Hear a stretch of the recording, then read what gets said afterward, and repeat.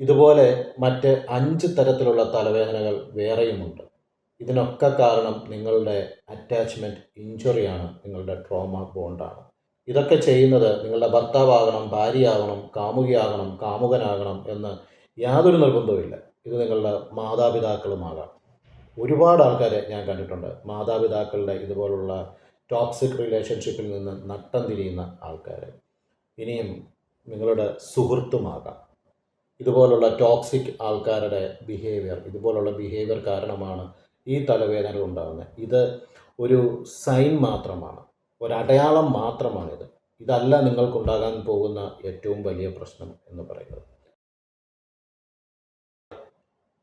കഴിഞ്ഞ കുറച്ച് വീഡിയോസിൽ ഒരു മനുഷ്യൻ ജീവിതം തകർന്ന് സകല ഹോപ്പും നഷ്ടപ്പെട്ട്, പ്രതീക്ഷയും നഷ്ടപ്പെട്ട്, ആത്മഹത്യ വരെ ചെയ്യേണ്ടി വരുന്ന ഒരവസ്ഥയിലേക്ക് എത്തുന്ന റിലേഷൻഷിപ്പുകൾ, ഈ റിലേഷൻഷിപ്പിലുണ്ടാകുന്ന അപകടങ്ങൾ ഇവരെ ആത്മഹത്യ വരെ എത്തിക്കുന്ന, അല്ലെ കൊലപാതകം വരെ എത്തിക്കുന്ന ചില അവസ്ഥകളെക്കുറിച്ചാണ് ഞാൻ സംസാരിച്ചത്.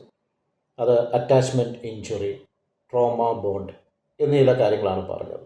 കേൾക്കുമ്പോൾ അല്പം കൺഫ്യൂസിങ് ആണെങ്കിലും വളരെ എളുപ്പത്തിൽ തന്നെ മനസ്സിലാക്കാവുന്ന സംഭവങ്ങളാണ്.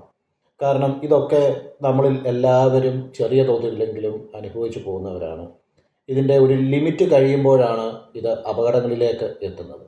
വളരെ നിസ്സാരമെന്ന് നമ്മൾ കരുതുന്ന തുമ്മലോ അല്ലെങ്കിൽ വിട്ടുമാറാത്ത തലവേദനയോ ഒക്കെയും ഇതിൻ്റെ ഒരു സൂചനയാവാം എന്നുള്ളതാണ് ഞാൻ പറഞ്ഞത്. അങ്ങനെയാണെങ്കിൽ ഇങ്ങനെയുള്ള ബന്ധത്തിലാണോ നമ്മൾ എന്ന് നമുക്ക് തിരിച്ചറിയാനായി, നമ്മളെ തന്നെ ഒന്ന് ചെക്ക് ചെയ്യാനായിട്ട് നമുക്ക് തലവേദനകൾ സൂചനകൾ തരുന്നത് ഒന്ന് പരിശോധിക്കാം.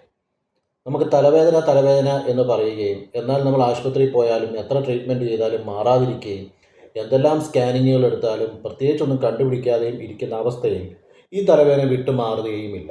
ഇതിനെ നമ്മൾ മൈഗ്രെയിൻ എന്നോ കൊടിഞ്ഞി എന്നോ ഒരു ഓമന പേര് കൊടുത്ത് ജീവിതകാലം മുഴുവൻ അതിനെ സഹിക്കുകയാണ്. എന്നാൽ എല്ലാ തലവേദനകളും ഒരുപോലെയല്ല. എല്ലാ തലവേദനയുടെയും കാരണം ഒന്നല്ല. എല്ലാ തലവേദനയിലും അനുഭവിക്കുന്ന വേദനയും ഒന്നല്ല. ഇത് പറഞ്ഞാൽ വേറെ ഒരാൾക്ക് മനസ്സിലാവത്തില്ല. ഇത് അനുഭവിക്കുന്നവർക്ക് മാത്രമേ ഇത് മനസ്സിലാവുകയുള്ളൂ. പ്രധാനമായും 6 തരത്തിൽ ഉള്ള ഒരു തലവേദനയും അത് കഴിഞ്ഞ് ഉള്ള ഒരു അവസ്ഥയുമുണ്ട്. നമുക്ക് ഇത് ഓരോന്നും എന്താണെന്നും എങ്ങനെയാണെന്നും ഒന്ന് അനലൈസ് ചെയ്ത് നോക്കാം, പരിശോധിച്ച് നോക്കാം. നിങ്ങൾക്ക് ഈ ഭാഗത്താണ് നിരന്തരമായി തലവേദന ഫീൽ ചെയ്യുന്നതെങ്കിൽ ഇതിനെ നമുക്ക് വോക്കിംഗ് ഓൺ എക്സൽ ടെൻഷൻ എന്നാണ് പറയുന്നത്. ഇത് ടെൻഷൻ ഹെഡേക്കാണ്. ഹെഡേക്ക് തലവേദന എന്ന് പറയുമ്പോൾ അതിനെ നിസ്സാരവൽക്കരിച്ച് കാണേണ്ട ഒരു കാര്യവുമില്ല. അത് അതികഠിനമാണ്. അത് ഭാവിയിൽ മറ്റ് പല പ്രശ്നങ്ങളിലേക്കും അത് നമ്മളെ വഴിതെളിക്കുകയും ചെയ്യാം. വോക്കിംഗ് ഓൺ എക്സൽ ടെൻഷൻ എന്നാണ് വിളിക്കുന്നത്. ഇതുണ്ടാകാനുള്ള കാരണം നമ്മൾ നമ്മുടെ പാർട്ട്ണറുമായിട്ട് സംസാരിക്കുന്നതിൽ നമ്മൾ പുലർത്തുന്ന ഒരു ജാഗ്രതയാണ്. അതായത് ഇവരോട് ഒന്നും പറയാൻ പറ്റത്തില്ല. ഇവർക്ക് ഇഷ്ടപ്പെടാത്തത് എന്തെങ്കിലും പറഞ്ഞാൽ പിന്നെ അതിൻ്റെ പേരിൽ എത്ര മണിക്കൂർ, എത്ര ദിവസങ്ങൾ അനുഭവിക്കേണ്ടി വരുമെന്ന് നമുക്ക് പറയാൻ പറ്റത്തില്ല. കഴിഞ്ഞ എൻ്റെ ഒരു വീഡിയോയിൽ ഞാൻ പറഞ്ഞു, സപ്രഷൻ, നമ്മുടെ ഇമോഷൻ സപ്രസ് ചെയ്യുക. നമുക്ക് തോന്നുന്ന കാര്യങ്ങൾ ഇവരോട് പറയാൻ പറ്റത്തില്ല. നമ്മുടെ യഥാർത്ഥത്തിൽ നമ്മൾ ചിന്തിക്കുന്ന കാര്യങ്ങൾ ഇവരോട് പറയാൻ പറ്റത്തില്ല.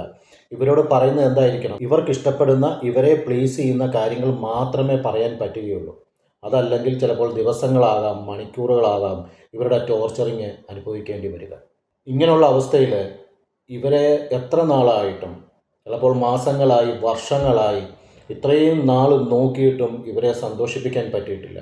വീണ്ടും വീണ്ടും നമ്മൾ പറയുന്നതിൽ ഇവർ കുറ്റങ്ങൾ കണ്ടുപിടിച്ച്, പോരായ്മകൾ കണ്ടുപിടിച്ച്, ചെയ്യുന്ന പ്രവൃത്തികളിൽ തെറ്റുകളും കുറ്റങ്ങളും പോരായ്മകളും കണ്ടുപിടിച്ച് വീണ്ടും വീണ്ടും നമ്മളെ കുറ്റപ്പെടുത്തിക്കൊണ്ടും നമ്മളെ ടോർച്ചർ ചെയ്തുകൊണ്ടും ഇവരിയ്ക്കുമ്പോൾ ഇത്ര നാളും ചെയ്തത് എന്തിനു വേണ്ടിയിട്ടായിരുന്നു, ഇത്ര നാളും ചെയ്തിട്ടും ഇതിനൊന്നും പ്രയോജനമില്ല എന്നുള്ള ഒരു ഫീലിങ്ങിൽ നിന്നും നമുക്ക് തോന്നുന്ന ഒരു ഇമോഷണൽ എക്സ്റ്റോഷൻ ഉണ്ട്.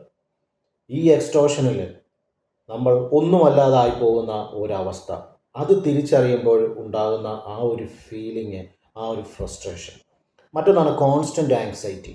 ഇങ്ങനെ ഇമോഷണൽ എക്സ്റ്റോഷൻ ഉണ്ടാകുമ്പോഴും ഇവരെ ഒരിക്കലും പ്ലീസ് ചെയ്യാൻ പറ്റുന്നില്ലെന്ന് നമ്മൾ ചിന്തിക്കുകയും ഇവരെ ഇനി എന്ത് പറഞ്ഞ് എന്ത് ചെയ്ത് ഇവരെ ഒന്ന് സന്തോഷിപ്പിക്കാം, പ്ലീസ് ചെയ്യാം എന്നുള്ള ചിന്തകൾ, നിരന്തരമായിട്ടുള്ള ആകുലത, അതല്ലെങ്കിൽ ഉത്കണ്ഠ, ആങ്സൈറ്റിയിലേക്ക് മനുഷ്യനെ നയിക്കുന്നു.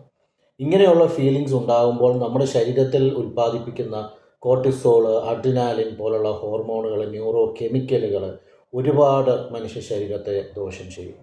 പിന്നെയുള്ളൊരു കാര്യമാണ് സെൽഫ് ഡൗട്ട് എന്ന് പറയുന്നത്. നമ്മൾ ഓർക്കും ഇനി ഇതെല്ലാം എൻ്റെ തെറ്റാണോ? കാരണം മാസങ്ങളും വർഷങ്ങളുമായിട്ട് ഇവർ വീണ്ടും വീണ്ടും നമ്മളെ കുറ്റം പറഞ്ഞുകൊണ്ടിരിക്കുന്നു. അപ്പോൾ ഇവരാണോ ശരി? ഞാനൊന്നും ചെയ്തത് ശരിയായില്ലേ?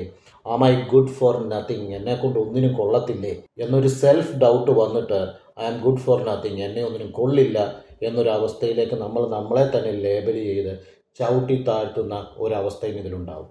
അങ്ങനെ നമ്മുടെ ഒരു ഐഡൻറ്റിറ്റി, നമ്മുടെ ഒരു പേഴ്സണാലിറ്റി ഇല്ലാതാക്കിക്കൊണ്ട്, നമ്മളെന്ന് പറയുന്ന ഒരു വ്യക്തിയെ ഇല്ലാതാക്കിക്കൊണ്ട് അവരുടെ മൂഡിന് അനുസൃതമായി നമ്മൾ നമ്മളെ മോഡൽ ചെയ്ത് ഒരു കളിമണ്ണ് നമ്മൾ യൂസ് ചെയ്യുന്ന പോലെ നമ്മളെന്ന് പറയുന്നൊരു വ്യക്തി ഇല്ല. പിന്നെ അവിടെ ആ ഒരു ഐഡൻറ്റിറ്റി ഇല്ലാതെ അതിനെ നശിപ്പിച്ച് ഇവരുടെ മൂഡിനനുസരിച്ച് ഇവരെ പ്ലീസ് ചെയ്യുന്ന പോലെ നമ്മൾ നമ്മളെ മോൾഡ് ചെയ്ത് ഫോം ചെയ്ത് മാറ്റുമ്പോൾ ലോസ് ഓഫ് ഒതൻറ്റിസിറ്റി എന്നൊരു അവസ്ഥ നമുക്ക് തന്നെ ഉണ്ടാക്കും.